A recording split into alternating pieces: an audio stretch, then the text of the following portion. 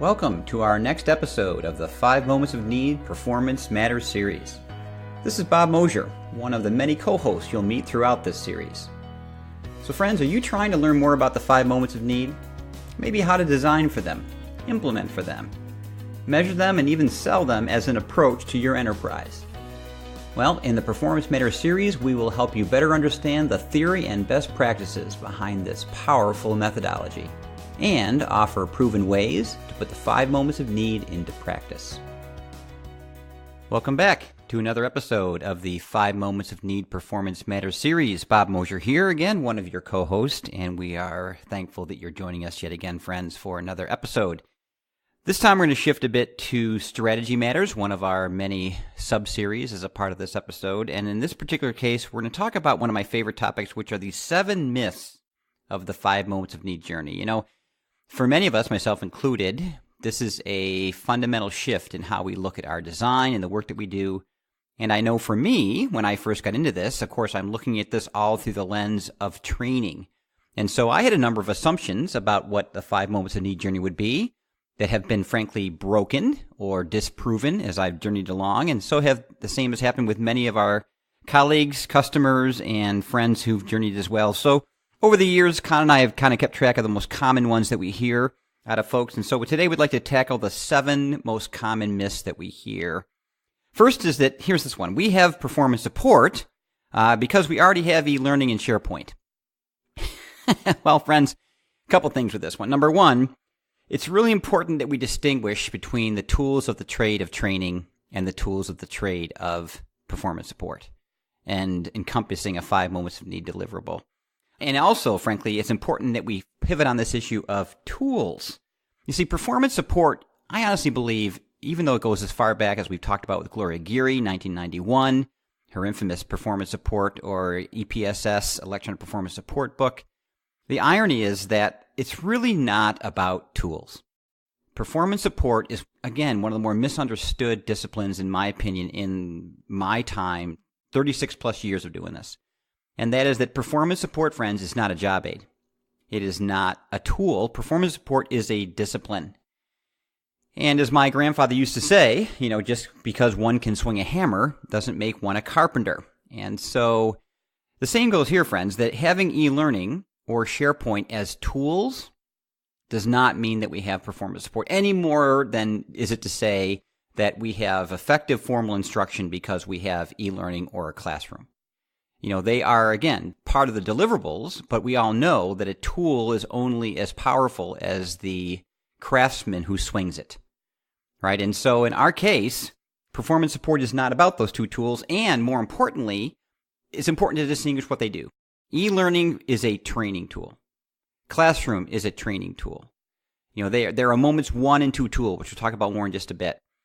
SharePoint can absolutely be more of a moments 3 through 5 or performance support tool, but it's important first and fundamentally that we understand the difference, that it's not a tool, it's a methodology, and that different tools do different things. Now, SharePoint, if I may. The danger about SharePoint for years, friends, frankly, is not the tool. It's been what we've done to it, right? Accessibility does not equate relevance. And this has been a problem we made back in the 90s. It's been a problem for years with performance support and how we develop these things. Although SharePoint's a wonderful tool in many organizations, it's frankly one of the more disliked tools. And again, it's not because of the potential of SharePoint. It's because of what we've done to it from a design perspective. So let's be sure we understand that having SharePoint, having e-learning, or other tools, again, does not give us performance support. It's all about the methodology. So one of the more misunderstood things about performance support as a discipline is this idea of what is the true definition of workflow learning. Fundamentally, friends, workflow learning to a learner is learning while doing, not in the process of doing. Let me say those again. Workflow learning is learning while doing. I'm in the workflow, I'm in the context of my work, and then support elements, even training elements, are presented to me in that context while I do my work.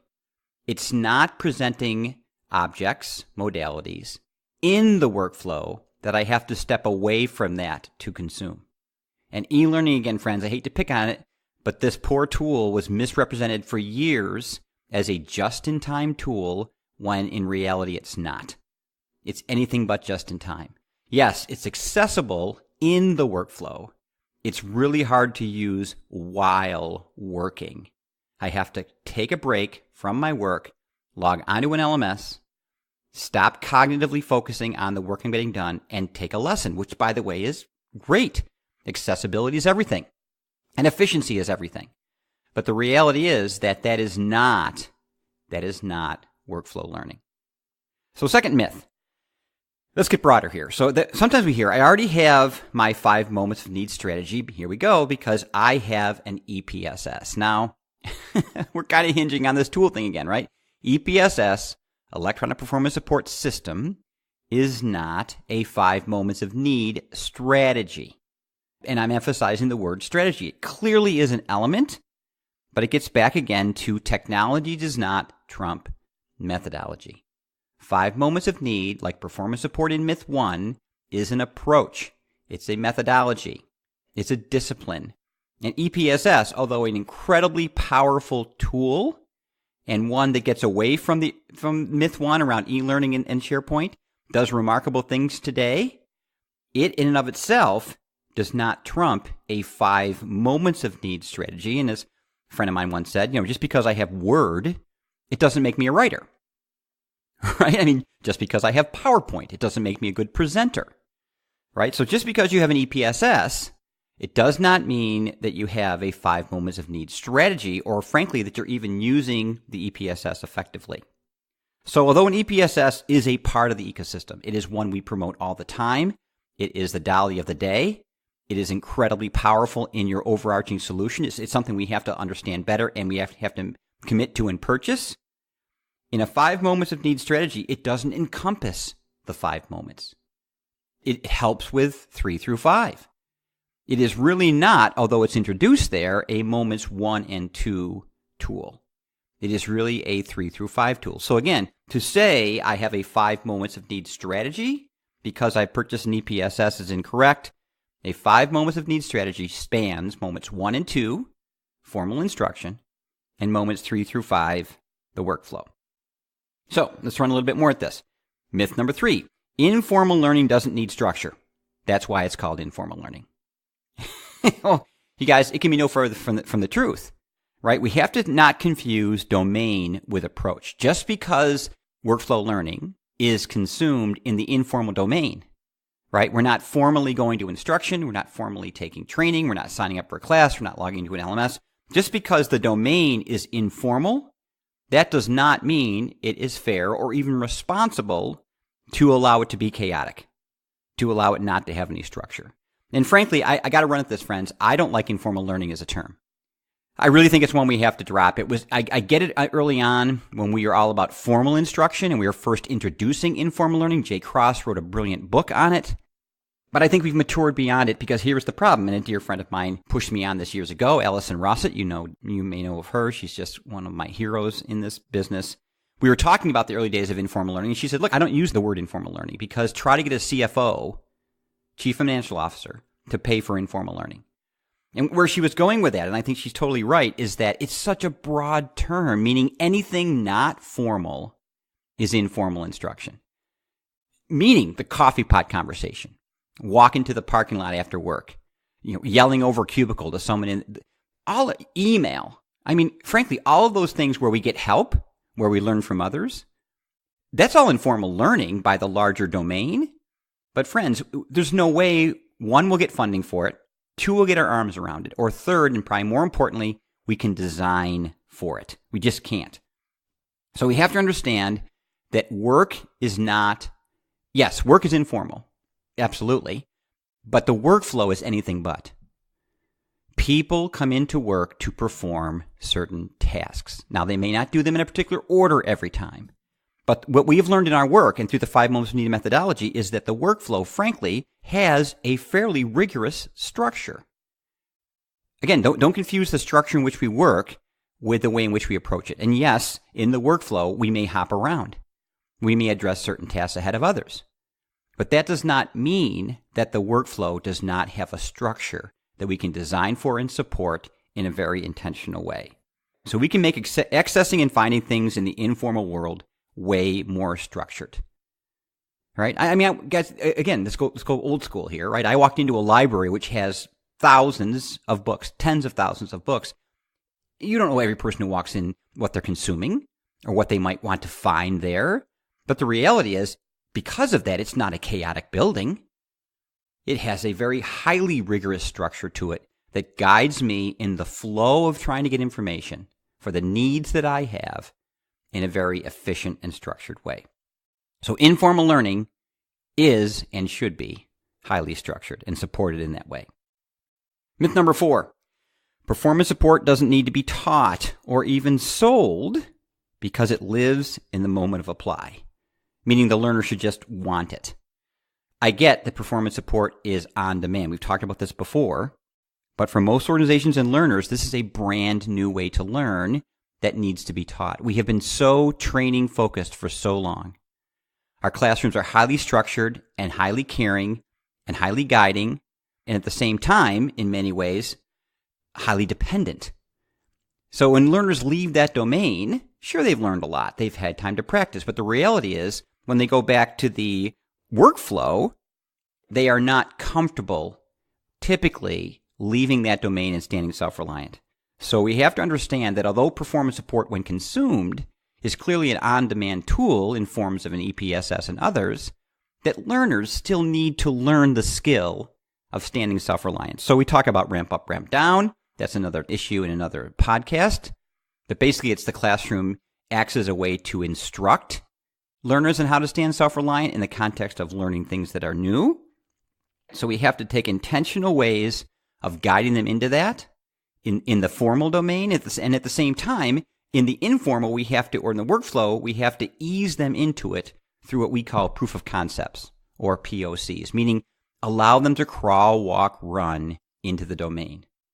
In training, we often tackle things in things like classes, units, lessons. That's how we design for the classroom for moments 1 and 2. But moments 3 through 5 can pivot on a task, on a performance gap.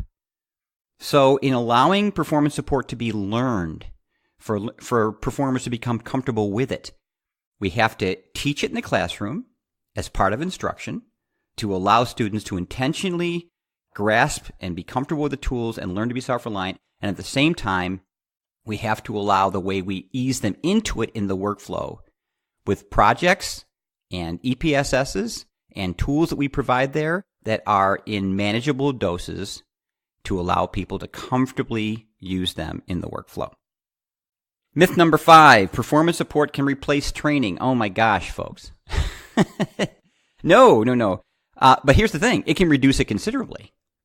And part of this is our fault in our early journey into this, because even though Con and I have been the 5 Moments of Need guys for well over 10 years, in fact, longer than that, but intentionally for about the last 10 years, is that we overly emphasized moments 3 through 5. And in some ways, not maliciously, but in some ways, we at the same time de-emphasized, and in some people's eyes, devalued the classroom. And that moments 3 through 5 were way more important than moments 1 and 2. That is not true. All 5 moments deserve attention and balance. Yeah, in our industry, we have to shift, in our opinion, to 3 through 5 first. We have to design for apply. We'll talk about that more in a moment. But that doesn't mean we don't still look at moments 1 and 2 for what they are and how they're needed. 3 through 5 are very difficult without 1 and 2. Right? I need to know and master to then do, which is what happens in moments 1 and 2. So we apologize, friends, if over the years we have devalued moments 1 and 2, which traditionally are met by the classroom e-learning. They are still powerful and will always be needs of learners trying to perform. But the reality is, to the learner, 3 through 5 is where we have to shift our attention, our intentionality, and our design so learners can survive there better. And actually, friends, here's the reality, as I've also covered myth number 6, which is the fact that moments 3 through 5 do not outrank 1 and 2. We talked about that. The reality is that we have to start with designing for apply first, to then honor moments 1 and 2, and as we said just a moment ago, to make the classroom that much more effective. So the 6th myth kind of combines with the 5th. Performance support does not replace training.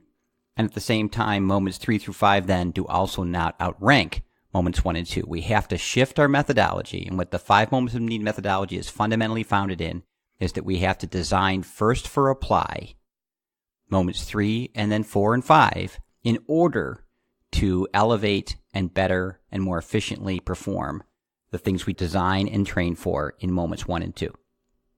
Moment 7, and the last one. And I'm going to kind of back into strategy here, friends, because I kind of wanted to have the first 6 myths discussed before I got to the 7th one. And this is one we hear all the time. And frankly, it cripples 5 moments of need efforts, which are, because the 5 moments of need is so new, right? We're anxious about that. This is L&D. We need a more formal overarching strategy across our ecosystem. Love that word. Before we can begin our first efforts in workflow learning. Now, friends, here's the problem. I am not against, nor are we against, a strategic plan, right? We have to have a roadmap. We have to be responsible. But here's the thing. Very few of us, myself included, at one time knew anything about what workflow learning meant. I didn't understand the tools of the trade. I didn't understand the methodology. So how can I step back and include it in an ecosystem in a strategic way? We have to try this thing. We have to intentionally dip our toe into this thing, because only then do we have a perspective of what it takes to do it. And more importantly, its impact on a larger, across the 5 moment strategy that we're trying to design for. So here's the reality, friends. The 3 to 5 year strategy stuff, throw it out. How's that? Right? And again, I'm not by any means saying we shouldn't have a learning strategy or keep our eye on the ball here or where we're going. What I'm saying is analysis paralysis is rampant in our industry, particularly in this huge word we're using called digital or learning transformations. These things are taking months, if not years. They are crippling learning departments because we just can't get off the ground. So I'm not saying be irresponsible. What I am saying is, here we go again, proof of concepts. Learn through doing. That's the principle of the 5 moments. So what we need to do is be practitioners of the discipline. Try simple projects while crafting your strategy. It is clearly our responsibility to have a larger learning strategy. But if you're going to bring 5 moments of need into it, particularly moments 3 through 5, which are brand new to many of us, we have to try the discipline in manageable doses to then go back and correct our strategy as we go. So this transformation is created, friends, one project at a time. Start small and with an identified performance problem. Build your solution, learn from that, and then adjust your strategy as you go, and then move on to the next project. We hope you found this helpful. We'd love to hear your feedback, and we'll see you again in a future episode. Well, that's it for this episode of the 5 Moments of Need Performance Matters series. We look forward to future conversations around how to best put the 5 moments of need into practice. We welcome your feedback and can be reached on Twitter using my Twitter handle at BMOSH, as well as our 5 Moments of Need website, which is www.5momentsofneed.com. We hope you're finding these helpful and will subscribe to future episodes. Have a great day, friends.